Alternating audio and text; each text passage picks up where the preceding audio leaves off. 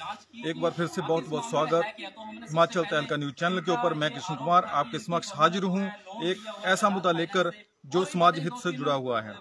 आज हम आए हैं दांदरू गांव में, जहां पर एक ऐसा मामला सामने आया है जो जुड़ा हुआ है एक परिवार से।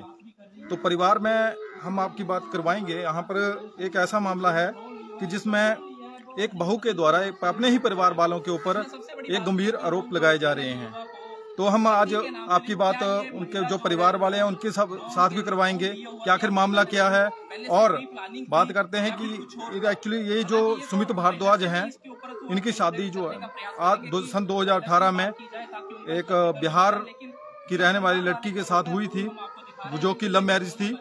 और उसके बाद ये काफी टाइम तक वहां पर इकट्ठे रहे, और उसके बाद ये पर अपने कुछ में बीतने के बाद जो था इनके परिवार वालों को पता चला कि ऐसे ऐसे हमारे बेटे की जो कंडीशन है वो काफी खराब हो चुकी है।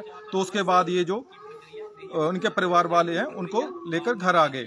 तो यहाँ पर ये उनका उपचार करवा रहे हैं। तो उसके बाद तो 6 महीने से ये जो हैं वो सुमित भारद्वाज जी हैं वो बेड पर पड़े हुए हैं। और आज हम आपकी बात करवाएंगे परिवार वालों से कि आखिर ऐसा क्या मामला है जो जिन्होंने हमें बुलाया और अपनी बात रखी। तो आइए जानते हैं उनसे ही पूरा मामला कि क्या आरोप हैं और किस तरह क्या क्या हुआ है। हालांकि उस महिला ने जो स्टेटमेंट दी वहां के चैनल पे, उन्होंने कहा कि प्रताड़ित करती है, दूसरे कह रहे हैं मेरे ससुर नहीं मारा। हालांकि इसमें जो है ससुर तो ये देखिए हॉस्पिटल में गए, ये सुमित भारद्वाज जी हैं जो उनके पति हैं, जो आप सब लोग समझदार लगभग 6 महीने से मानसिक और शारीरिक रूप से बीमार हैं। तो आइए बात करते हैं उनके परिवार के मुखिया उनका इस विषय को जो सुमित भारद्वाज जी के पिता हैं, उनसे बात करेंगे। आपका बहुत बहुत स्वागत जीवनसा न्यूज पे। आपका क्या कहना है इस पूरे मामले को लेकर? देखो जी, मेरा बेटा लगभग 6 महीने से जो पता चला मुझे कि बीमार था, तो ये मुझे इन्होंने बताया नहीं, ना बहू ने बताया। और जब मुझे पता चला कि ये इसकी हालत बहुत नाजुक है, तो मुझे फिर यहाँ से जाना पड़ा। जा कर के मैंने इसको वहाँ हॉस्पिटल में एडमिट कराया। एडमिट करा के इसको मैं वहाँ काफ़ी 8-10 दिन तक मैंने इसका इलाज कराया वहाँ पे। लेकिन कुछ फाइनेंशियली मैं थोड़ा वीक हो गया वहाँ जाके। फिर मैंने कहा भाई यहाँ जो है मैं यहाँ नहीं रखूँगा तुम्हें, तुम ऐसा करो कि मेरे साथ चलो। मैं इनको फिर वहाँ से लेके आया। तो मेरी बहू इसको मेरे पीछे इसको जो है ना प्रेस करती रही और इसको धमकी देती रही कि हम वहाँ नहीं जाएंगे, कि हम यहीं रहेंगे। तो ये इसका कहना था कि मैं जो डैडी जैसे कहेंगे, क्योंकि मैं बीमार हूँ, मेरे बस का है नहीं कि मैं तेरे साथ रहूँ। अगर रहूँगा भी तो ठीक होने के बाद रहूँगा तेरे साथ। अगर तुमने चलना है तो हम जा रहे हैं। लेकिन उसने चलने से पहले पिछले दिन ही वहाँ हंगामा खड़ा कर दिया। कुछ अपना पड़ोसियों को लेके इसने वहाँ हंगामा किया और वहाँ तक पुलिस तक बात पहुँची है। और फिर हमने पुलिस वालों से भी बात की, उन्होंने भी देख लिया उसका कि भाई हाँ भाई वाकई जनानी जो है वो वैसे हंगामा कर रही। जब उन्होंने इसकी नाजुक हालत देखी अंदर जाके, तो पुलिस वाले चुप हो गए, कहते ठीक है भाई जैसे तुमने करना करो। फिर मैं इनको वहाँ से ले आया। मैंने उसको कहा बहू को, ठीक है भाई मैं इसको लेके जा रहा हूँ, तुमने चलना था चलो। लेकिन वो कहती नहीं मैंने जाना है। मैंने कहा चलो भाई।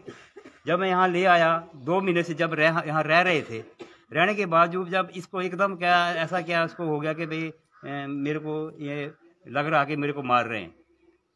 मैं लड़के का इलाज करा रहा हूँ और मैं खुद मैं पेशेंट हूँ, खुद मेरा अपना ट्रीटमेंट चलती रहती है। तो इसको मैं इलाज करा रहा था, सब कुछ अच्छी तरह से मैं इसको देखभाल कर रहा था, खुद कर रहा था। सिर्फ वो रोटी बनाने के लिए काम था उसका। लेकिन उसका फिर जो है यही आरोप लगा हमारे ऊपर कि मुझे को ये प्रताड़ित कर रहे हैं। मेरा ससुर जो मुझे मार रहा है बेल्टों से, और मुझे रोटी नहीं देते हैं, मुझे रात कमरे में बंद रखते हैं। तो इस तरह से कुछ ऐसी घटना घटी। और मैं जब ये यहाँ से गई तो मैं उससे एक दिन 2 दिन पहले मैं यहाँ नहीं था, मैं अपना ट्रीटमेंट कराने के लिए हमीरपुर गया हुआ था। तो हमीरपुर में ही मुझे फोन पहुँचा कि तुम्हारी बहू चली गई। और फिर मैं वहाँ से भागा आया, और जब देखा तो बेटे को पूछा मैंने, बेटा कहता कि मैंने उसको पूछा कि कहाँ जा रही है। तो उसने इसको भी धमकी दी जाते जाते कि तेरे को मैं देख लूँगी, तेरे घर वालों को देख लूँगी। और वो यहाँ से चली गई। और उसके जाने के बाद हमने FIR कराई कि भाई हमारी बहू जो है गुम हो गई है, चली गई कहीं। तो उन्होंने बड़सर थाना वालों ने मेरी अपना शिकायत दर्ज करी, FIR हो गई है। 26 तारीख को गए थे हम, लेकिन 26 को नहीं हुई, 27 को हमें FIR वहाँ पे दर्ज हो गई। और उसके बाद अगले दिन मुझे फ़ोन आ रहा है हरियाणा पुलिस से, जगाधरी से, कि भाई आप जय श्री राम बोल रहे हैं। मैं कहा हाँ जी। तो वो पुलिस वाला मेरे को कहता है कि तुम्हारी बहू है, वंदना है, ये जो है यहाँ पहुँची हुई है, तुम्हारे घर में है ये, और ये बाहर बैठी है, इसको चाबी दो, और ये यहाँ क्या कर रही है, क्यों आई है। मैंने कहा जी आप इसको पूछो क्यों आई, ये तो मैं हिमाचल में थी और यहाँ से भाग के गई है, तो ये क्यों गई, इसको क्या ऐसी ज़रूरत पड़ गई कि इसको यहाँ से भागना पड़ा।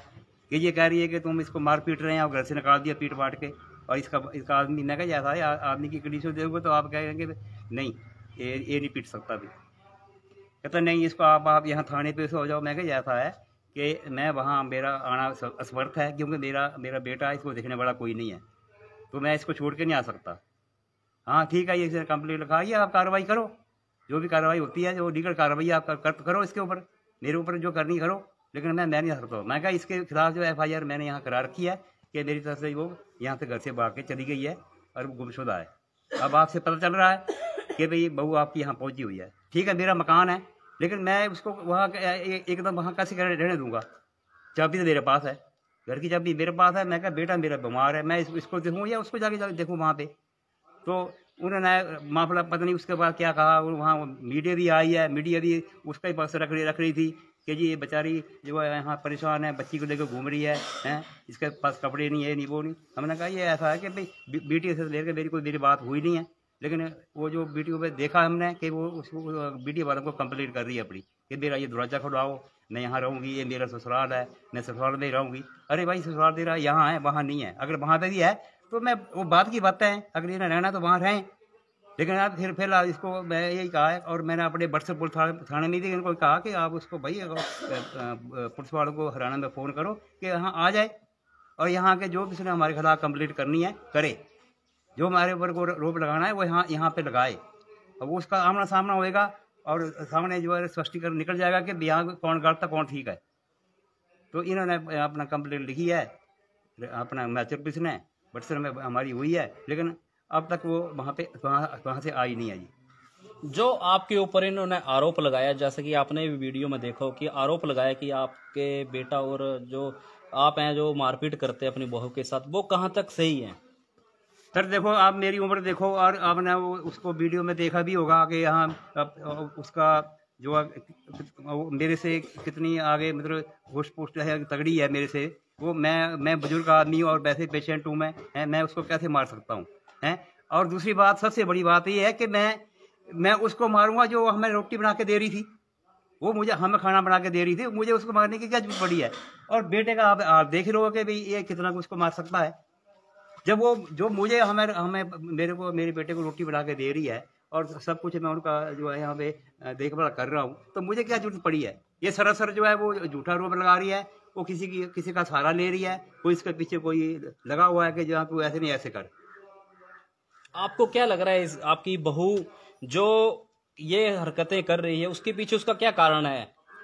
उसका कारण मेरे को ये लग रहा है जी, जो जहाँ तक मेरा दिमाग काम कर रहा है कि उसका फोकस है जो मेरा वहाँ का जगह मकान है कि मेरे को उसकी चाबी मिल जाए और मैं बाहर रहूँ। अच्छा, उसको मेरी या मेरे अपने आदमी की कोई परवाह नहीं है, जबकि उस सारी कंडीशन को सारा पता है। 6 महीने से ये बेड पे है, तो जी उसका ये लगता है कि मैं वहीं रहूँ और मुझे वहाँ कोई इंटरफेयर ना करे जी। वो यहाँ रहना नहीं चाहती है, लेकिन हम उसको रखना चाहते हैं, आज भी हम उसको रखना चाहते हैं, रहे यहाँ पे अपने आदमी की देखभाल करे। मैं कहता हूँ ये ठीक ठाक हो जाए, बिल्कुल इसको ले जाए जी, उसको यहाँ से ले जाए, मुझे नहीं जरूरत, अपने कमाए खाएं। मकान है मेरा है, और मकान मेरे नाम है, मकान मेरा है, लेकिन रहने के लिए इनको दिया रहे, कमा के इन्होंने खाना है जी।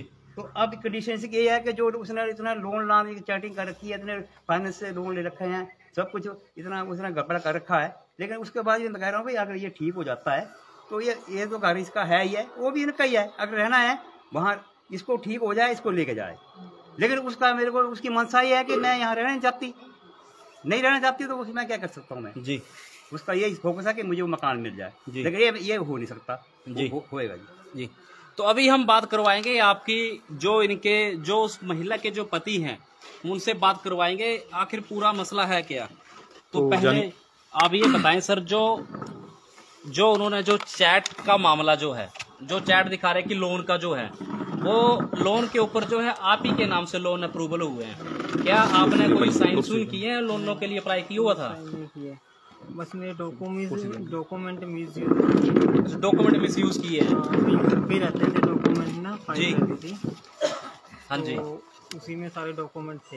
अच्छा। और कुछ डॉक्यूमेंट मेरे मिसिंग भी हैं अभी भी मिसिंग है। हाँ जी। तो आपको क्या लग रहा, वो जो आपकी धर्मपत्नी जी है, वो जो लोन लेके चली गई है, उसके पीछे उसका क्या मकसद हो सकता है? इसके बारे में मुझे कुछ नहीं पता। उसमें बस चैट में हेल्प की अपने भतीजे से बात करती थी। अच्छा। तो उसको बोलती थी, वो इससे पैसे मांगता था, वो ये उससे पैसे मांगती थी। अच्छा। कहते मेरी हेल्प कर दे, मैं तुझे मालो माल कर दूंगी पैसों से। अच्छा। ऐसे मतलब कि चैटिंग में देखने को मिला है जी। मैं उसका फ़ोन टच भी नहीं करता था। अच्छा। इतना टाइम नहीं होता था। और बाद में 6 महीने से मैं बीमार पड़ा रहा, खाना नहीं देती थी मुझे। यहाँ से जाते जाते भी हाथापाई का मतलब कि नौबत आ गई थी ऐसी कि करके जाने वाली थी वो। तो आप जब वो यहाँ से गई, तो क्या वो जो आरोप लगा रही है यहाँ से जाने से के बाद, वो ये कह रही है कि मेरे पति मुझे मारते थे, मेरे ससुर मुझे मारते थे, क्या वो सही है? नहीं सर, मेरी कंडीशन ऐसी है ही नहीं। कोई मुझे एक धक्का दे देगा तो मैं वैसे ही गिर जाऊंगा। वो तो देखने में लग रहा है। उठना बैठना मेरा मुश्किल हो जाता है। अगर मैं बैठ गया तो उठना मुश्किल हो जाएगा। तो अभी क्या कहना चाहेंगे आप? जी अभी तो मैं इतना कहना चाहूँगा कि अकेला नहीं मैं उसके साथ सरवाइव कर सकता, क्योंकि वो पीछे से मुझे काफ़ी टॉर्चर करती है। अच्छा। हाँ जी, अकेले में। अच्छा, मान लीजिए अगर वो अपनी गलती मान के वापस आ जाए तो आप क्या करेंगे? रख लेंगे उन्हें? सर मैं नहीं रह सकता ऐसे एक खौफ में। अच्छा, मतलब वो आपको पहले भी मतलब कि पीटा है उसने मुझे। अच्छा, आपको मारती थी वो? हाँ पीटा कई बार, पहले भी वहाँ पर रहते थे ना यमुनानगर में। अच्छा। तो वहाँ पर पीटा है लोहे के पाइप से। अच्छा, लोहे की पाइप से। हाँ। तो आपकी जो मैरिज हुई थी वो लव मैरिज थी? हाँ जी। वो कहाँ मुलाकात हुई थी आपकी? वो हुई थी ऑनलाइन, सोशल नेटवर्क होते हैं ना, फेसबुक के ऊपर? हाँ जी। अच्छा, तो वहाँ पर हुई थी। ठीक है जी। तो देखिए साहब, यहाँ पे अगर मसला यही नहीं है, ये व्यक्ति पीछे लगभग पिछले 6 महीनों से जो है अपने बेड के ऊपर है। हालांकि बैठने में भी सही से बात करने में असमर्थ है, लेकिन वो कैसे ही हमने आपकी बात करवाई, उस बहू के जो ससुर हैं उनसे बात करवाई, उनके जो पति हैं उनसे बात करवाई।